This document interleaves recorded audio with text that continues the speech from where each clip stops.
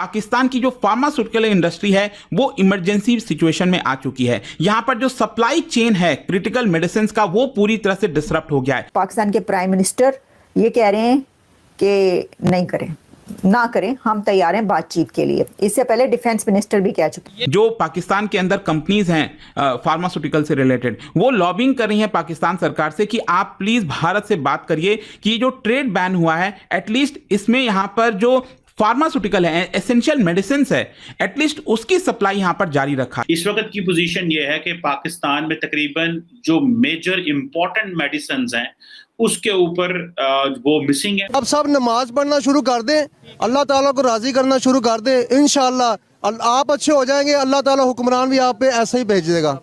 जब आप नमाज नहीं पढ़ेंगे आप फिर किसी को कुछ नहीं कह सकते। अगले 3 से 4 दिनों में भारत पाकिस्तान के ऊपर बैलिस्टिक और क्रूज मिसाइलों से हमला कर सकता है। पाकिस्तान जो है वो मैक्सिमम कहा जाता है कि 20 दिन निकाल लेगा। वो बड़ी मुश्किलों से एथों फाड़ फूड़ के जो होता है ना, कर्जा कुर्जा चुक के आप जो है अपनी कोई मुश्किल दिन निकाल लेते हैं वैसे।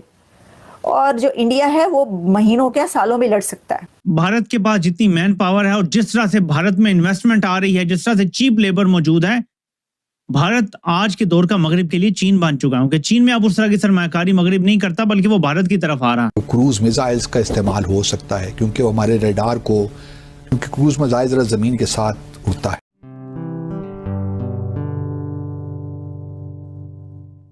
नमस्ते दोस्तों, जय हिंद। निक न्यूज़ बर्नर की रिएक्शन वीडियो में आप सभी का स्वागत है। दोस्तों, आपने हमारी पिछली वीडियो में देखा पाकिस्तान ने जो घिनौनी हरकत करी है पहलगाम में, उसके अगेंस्ट भारत ने पाकिस्तान का पानी रोक दिया। और दोस्तों, इनकी जो मीडिया है, सो कॉल्ड मीडिया, बहुत ही ज़्यादा चिल्लाने लगी, चीखने लगी अपनी सोशल मीडिया पर, अपनी मेन स्ट्रीम मीडिया पर। और दोस्तों, भारत ने फिर इन पर दया खाई और पानी छोड़ दिया। उस पानी में ये डूबने भी लगे। दोस्तों, बाढ़ आ गई इनके यहाँ। दोस्तों, ये भी आपने हमारी पिछली वीडियो में देखा होगा। अब दोस्तों, इनके साथ एक बड़ा खेल और खेला है भारत ने। इनके साथ पूरी ट्रेड बंद कर दी है। इस भिखारी पाकिस्तान के पास जो जीवन रक्षक दवाइयाँ जाती थी वो भारत से जाती थी।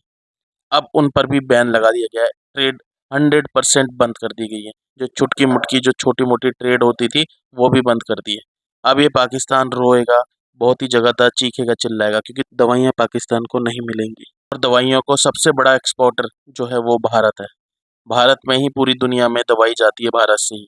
और दोस्तों, भारत में ही पूरी दुनिया की दवाइयाँ बनती हैं और बहुत ही ज़्यादा एक्सपोर्टर करता है दवाइयों को भारत।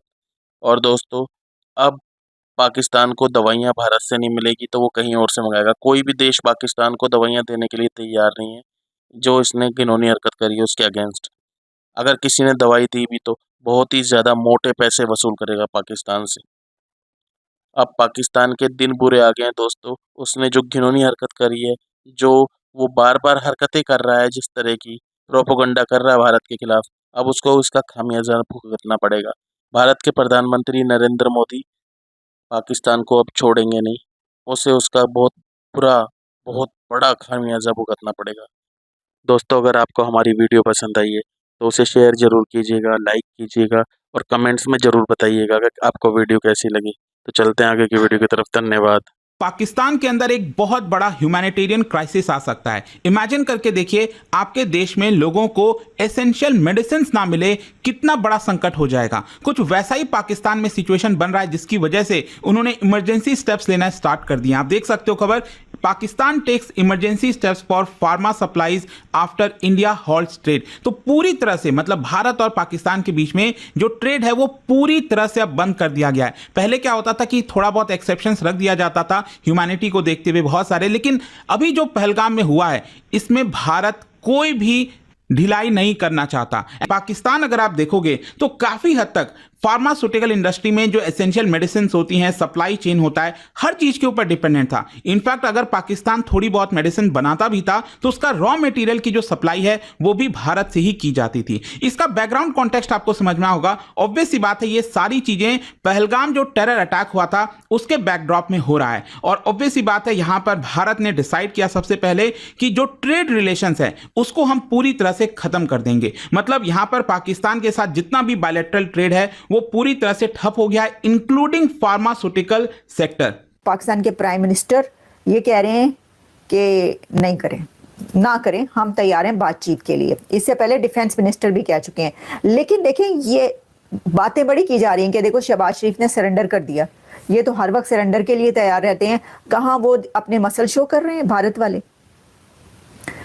नेवी, आर्मी और जो एयरफोर्स है उसके दिखा रहे हैं कि क्या प्रिपेयरनेस है। और दूसरी तरफ पाकिस्तान के प्राइम मिनिस्टर जो हैं वो ये कह रहे हैं कि हम ईरान की मसालियत कबूल करते हैं, तो आइए बैठें टेबल पर और इंडिया और पाकिस्तान जो है बात करते हैं।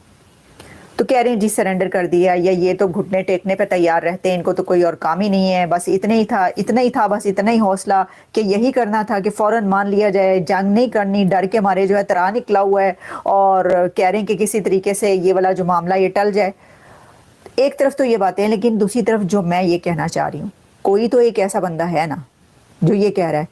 देखें, फौज का काम अगर मसल शो करना होता है ना, तो कम से कम जो पॉलिटिशियंस है उनको थोड़ा सा सेंसिबिलिटी से काम लेना चाहिए। अगर एक तरफ सेंसिबिलिटी नज़र ना आ रही हो तो दूसरी तरफ होनी चाहिए। मैं देख रही हूँ कि प्राइम मिनिस्टर शहबाज शरीफ एक वाहिद बंदा है जो बार बार, ये थर्ड टाइम उन्होंने 2 दिन के अंदर कह दिया है कि जी ना करें, हम तो तैयार हैं, आए बातचीत करते हैं। और उसके लिए उन्होंने 2-3 तरीके, तो उन्होंने कहा कि ईरान को कि हाँ ठीक है। अच्छा, अब मैंने एक और बात पढ़ी, मैंने ये अभी देखा है कि जो वो कौन सा है इंडेक्स, इंटरनेशनल इंडेक्स है या साउथ एशिया इंडेक्स है, उसने ये ट्वीट किया है कि ईरान ने पहले इंडिया को कॉल किया और इंडिया से बात की है कि भाई ये मीडिएशन करवाते हैं, और उसके बाद पाकिस्तान से बात की है। अगर तो ये कोई फेक ट्विटर अकाउंट पाकिस्तान की तरफ से किसी लड़के वड़के ने नहीं बनाया हुआ तो फिर तो सही है ये अगर कहा है, वरना तो ये हो सकता है कि किसी ऐसे ने कहा कि जी वो तो भारत से बात हो गई है, भारत तो तैयार है मीडिएशन के लिए। उसके बाद उन्होंने पाकिस्तान को कॉल किया, उन्होंने कहा कि चलें जी वो तैयार हैं, आप भी तैयार हो जाए। वाह जी वाह, क्या बात, मैं कहती हूँ क्या ही बात है। मतलब ये कि ये इंडिया कहेगा ईरान को कि हमारी वो करवा दो, सुलह करवा दो। मतलब खुद तो वो तो शहबाज शरीफ ने जब तीसरी दफ़ा ये कहा है तो पहली दफ़ा में वो कह देते अगर उन्होंने करना होता, हाँ जी जब आप आ ही गए हैं घुटनों पर तो चलें ठीक है, आ जाए बातचीत कर लेते हैं। भाईजान उनका जो है ना इस वक्त मोराल जो है वो उस हमले के बाद बहुत गिरा था, लेकिन फिर उतना ही हाई हुआ है उनका मोराल। उन्होंने अपने आप को उठा लिया है और अपना स्टेबल कर लिया और कह रहे हैं कि अब नहीं छोड़ेंगे, वो ऐसे उसमें है नहीं। और मेरे अगर आप माने तो मुझे ऐसा लगता है कि अगर ईरान कहेगा भी जैसा कि वो कह रहा है तो पाकिस्तान तो तैयार है, हाँ जी ठीक है हम तो तैयार हैं घुटने टेकने पे, लेकिन इंडिया नहीं मानेगा।